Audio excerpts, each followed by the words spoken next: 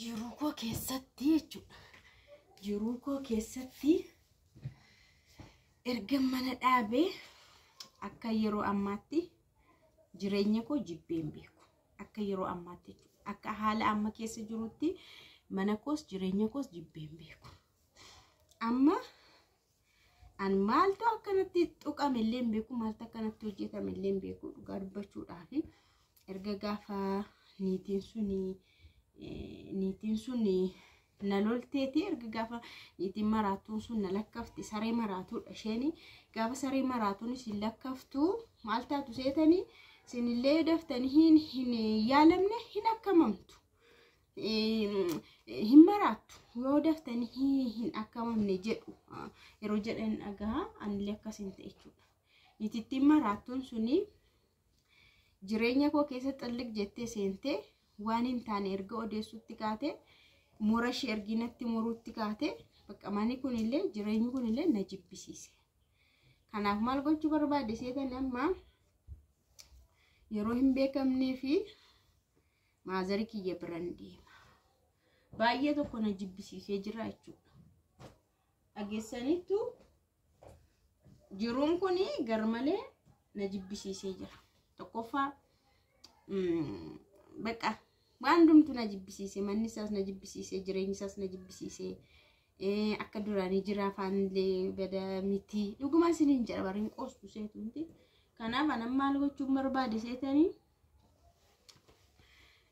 miidiyaa kanarraa of hin balleessa. Tokkoffaa miidiyaa kanarraa of balleessuun barbaada. Hamma ta'eef jechuudha. Yoo niititti yoo na irraanfattee na dhiisteef jechuudha seexanni suni. Ani yeroodhuma ana argitu isheetti mul'ata ta'e hin beeku. Wanti isaa yeruma ana argitu itti ka'atee hin beeku. Ani isheedhaaf jedhes miidiyaa kanarras jiraachuu hin dandeenye. Bakka kanaafuu ani maalan barbaade seetanii dura garuu nagaan hunduma keessaniif haa baay'atu.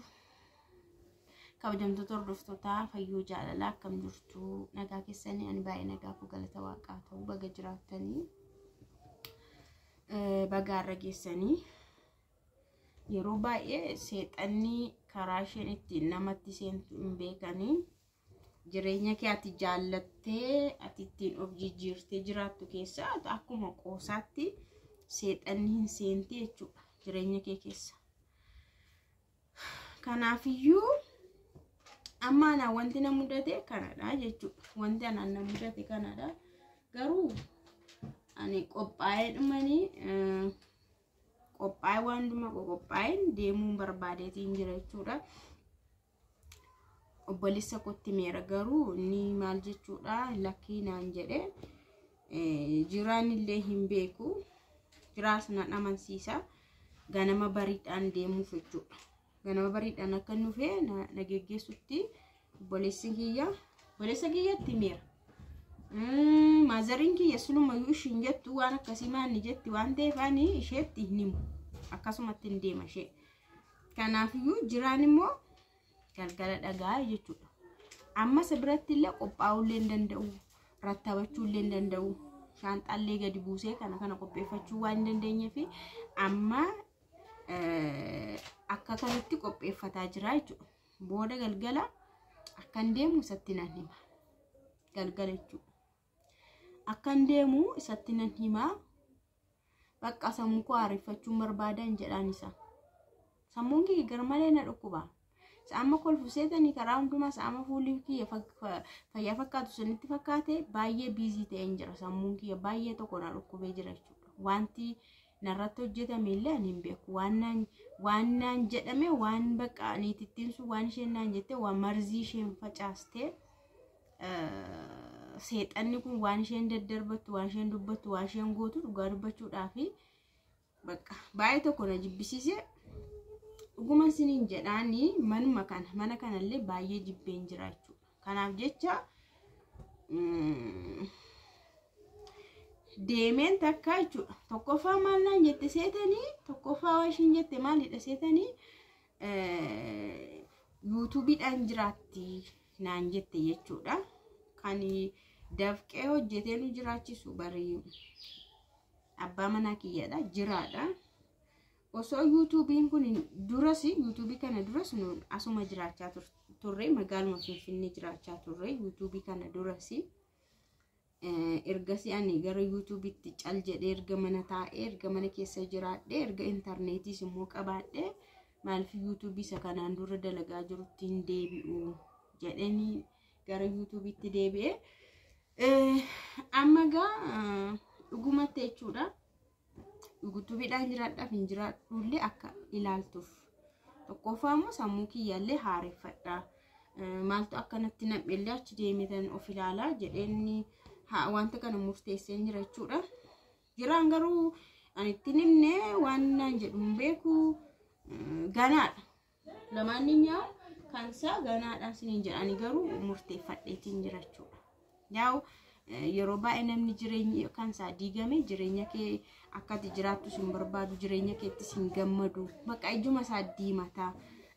Bakka ani biyya kiyya keessa taa'een akkana ijoollee koo guddifadhaa mana keessa taa'ee otoo hin dadhabiini YouTube kanarras bakka deddeebi'a ijaa ta'ee fi inaaffaadhumatu ishee keessa akkas ishee godhe inaaffaan immoo hamma du'aatti iyyuu nama adeemsisa nama ajjeesutti iyyuu akka adeemsisu baay'een keessan hin beektu jechuudha.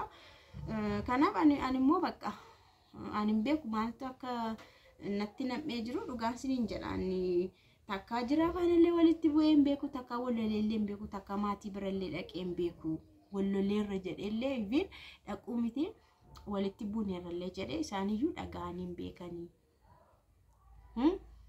Kanaafiyyuu amma garuu gagaafa namni alaanii waan argisitti sihirii faasitti hojjetu waaqayyo ishee ifatu malee ishee jeequ malee waaqayyo hojiin seexanaa galma hin gahu seexanni dirree lolaa malee dirree mo'ichaallee hin qabu. Garuu anaan wanti natti dhaga'amaa jiru na jibbisiise. Bakka na jibbisiise mana kanas jireenya kanas na jibbisiise waan ta'eef of ilaaluun barbaade deemetanii dhaqee yaa maazariin kiyyas dhageesseetti yeroo darbee hin beekti waan ta'eef isheenuu dubbatteetti waanuma kanaatu natti dhaga'amnaan hin dhufeen jedhaanii deebistee na fiduu dandeessi nafaana deebitee dhufuu dandeessi yookaan immoo takka turii bakka amaan rakkoo qabaa asessaadhuma keetii maanii rakkoon hin jiru jechuus dandeessi hin beekusa yookaan immoo iddoo sana sanqadhee deemsi koos maal akka ta'e deemsi kooyyuu hafuus danda'a jiraanii waan bira murteessuu danda'a waan ta'eefanii kananii akkas jedhaa yeroo jechuudha. Walumaa galatti yoo asirraa na dhabdanii yoo video dalaguu dhaabadhee kanaaf video isinii dalagaa yoo video dalaguu baadhee yoo hin jiru ta'e yaa isinitti muufanii fayyoon isa dhaqxe fayyoon maal taate jechuun keessan hin oolu guyyaatti yeroo meeqa wal argaa olla waan ta'eef namni guyyaatti yeroo meeqa deddeebi'ee wal argu immoo anuma tokko yoo nama dhabee maal taate jechuun isaa waan hin oolle fi ijoollee baay'een keessan akkana jaallattan nan beekaa. Akkallee na kabajjan dhugaa waaqa sirriittan beekaa na waaqayyo sina kabajuu akkana kabajjanis akkana jaallattanis jireenyi keessan haa bareeduun siniin jedha egaa kana fakkaata waan ani qopheeffadhe kun akkas fakkaatan siniin jedha yaadda'ina yoon deemesi yoon hafesi yoon deeme already njuru bakka maaliif achillee internetiin illee njuru baadiyyaadha waan ta'eef wifi fideen fayyadama ani daataallee fayyadameen beeku bilbilli koo sijjamar daataallee beeku waan sin ajaa'ibu takka daataadha fayyadameen beeku bilbilli koo to daataatti buteewun fayyadama ta'e ani hin beeku dosana neetworkiin baay'ee hin dalagu kanaafi na arguu dhiisuu dandeessu yoo asitti hafe immoo yoo na hambise immoo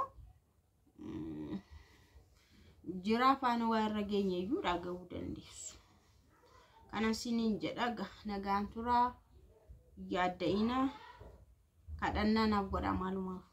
Waaw seexanni as keessa seene kun seexanni kun akka rukutamee bahu afurri kun akka rukutamee bahu afurra hamaadha baay'ee zawee namarra taa'e kan nama lolu namni sun ofiisaati nama hin lolu namni suni namni kamuu nama nagaadha kan irra taa'e si lolu garuu afuradha. diinni keenya nu diina keenya nama foon uffataa akkasii osoo hin taane namicha sana keessa kan taa'ee si loludha diinni keenya malee nama kan jedhame diina hin qabu. Nama kan jedhame diina hin qabnu. Anis ta'e nama kan jedhame diina hin qabu. Niitii sanarramos hafuura hamaatu jira. Hafuura hamaa jireenya namaa diigutu jira. Hafuurri isheerra jiru immoo hamaadha jettaniillee hin dhiisina. Baay'ee hafuura yeroo baay'ee jireenya namaa diiguu bareedha. Jireenya namaa diiguu gaa'ela namaa jiskuu bareedha. Hafuurri niitii sanarra jiru akkanatti natti ulfaate jechuudha. Akka nama amantaa tokkotti hafuurri isheerra na waraanu, hafuurri yeroo ishii maqaa koo dhufte, yeroo ishii waa'ee koo dubbatu, hafuurri isheerra na waraanuuf na dhiphisu waan akkasiiti jechuudha. Kun immoo hafuura hamaadha. Hafuurichi Waaqayyo yoo ishee keessaa rukutee ishee keessaa cabse malee umaa gochuun hin danda'amu. Isinii galeera miti?